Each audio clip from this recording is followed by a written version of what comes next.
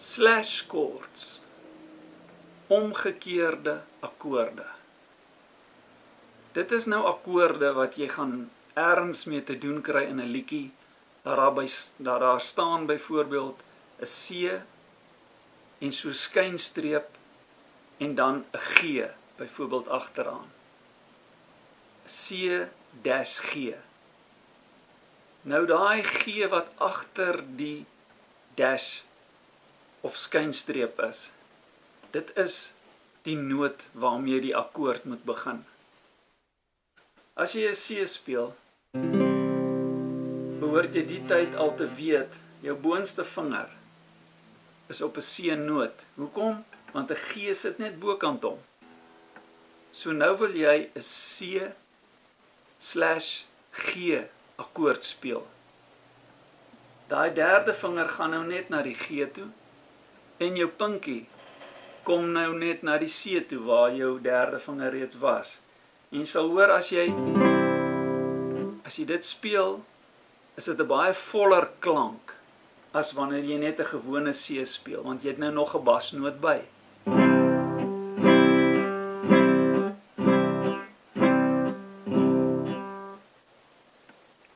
Wanneer jy dus 'n F slash C moet speel, gaan hierdie drie vingers wat bo is, net sak.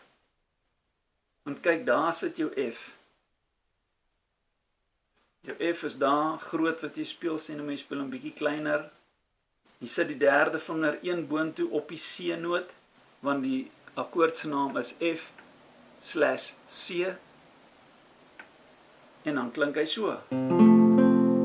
As jy die onderste snaar ook wil doordruk, kan jy net daai eerste vinger bietjie meer ontspan en daar's hy.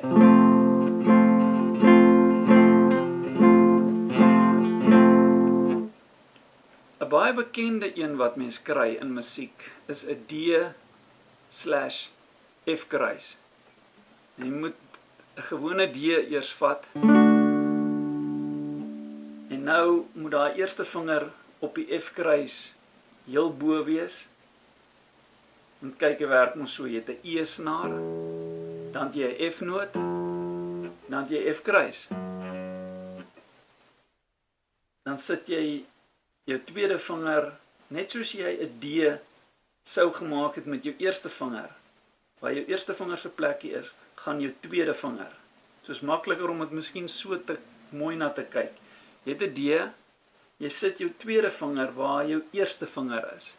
Jou eerste vinger gaan boontoe, op die tweede fret, heel bo. En die ander derde vinger bly op sy plek. Partykeer sal jy die onderste snaar wil speel wat oop is, dan klink dit so. As jy hom nou nie wil speel nie, gaan jou derde vinger na die tweede fret, eerste snaar, heel onder. En jou pinkie vat jou derde vinger se plek. Dis 'n mondvol. Maar kyk na die diagramme na die video.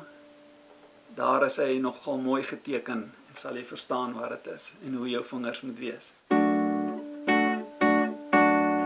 Party mense speel nie die onderste snaar nie, dan kan daai vinger daai in sy plek vat.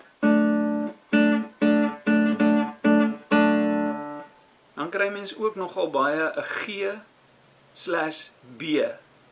Nou 'n G is die groot G. Jy wil net jou G wegvat. Daai vinger is 'n B. Want kyk, die een verder aan was 'n C gewees, want hy's onder die G. So daar is die B. Jy speel nie die boonste snaar nie.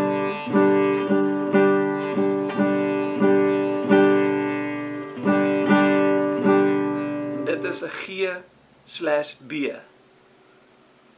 Interessant hierdie omgekeerde akkoorde of slash chords.